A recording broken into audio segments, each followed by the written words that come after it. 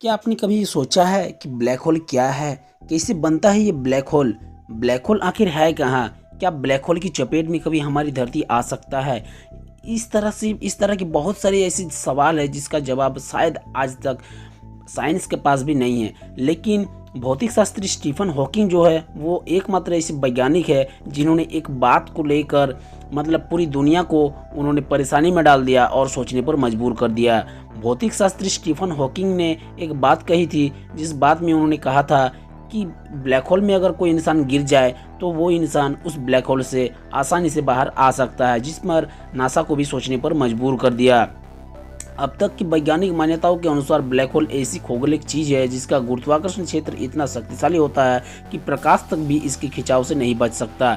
इसमें एक तरफ की सतह होती है जिसे इवेंट होरिजन यानी कि घटना क्षित कहा जाता है। अब तक माना जाता था कि इसके आगोश में आई वस्तु बाहर नहीं निकल सकती, लेकिन स्टीफन हॉकिंग ने अपने नए शोध के हवाले से ब्लैक होल के बारे में मौजूदा ज्ञान और ये नई जानकारी जोड़ी कि इससे निकल पाना संभव है। इस महीने हॉकिंग का ये शोध प्रपत्र फिजिकल रिव्यू लेटर्स में प्रकाशित हो गया है। इससे पहले जनवरी में इसका एक शुरुआती परिचय एक वेबसाइट पर प्रकाशित हुआ था। पिछले साल इस विषय पर एक चर्चा के दौरान डॉक्टर हॉकिंग ने बताया था, जैसा कि पहले इनके बारे में सोचा गया था कि अंतहीन कैद खाने हैं, लेकिन ऐसा नहीं है।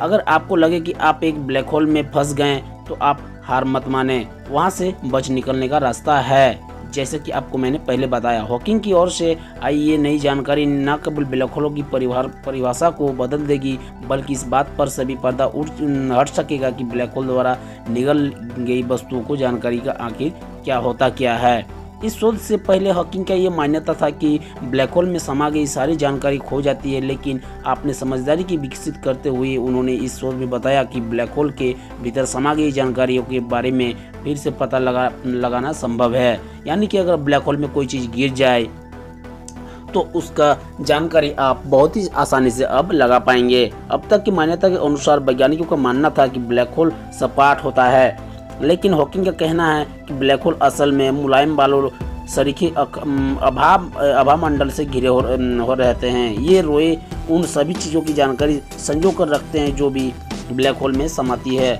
हालांकि हॉकिंग के इस दावे का ये मतलब कतई नहीं है कि आप ब्लैक होल में गोता लगाएं और दूसरी तरफ साबुत जिंदा बचकर निकल जाएं। इसका मतलब ये है कि आपके शरीर के बजाय आपकी जानकारी अब वहाँ सुरक्षित रहेगी, जिसका बाहर हिसाब संभव है।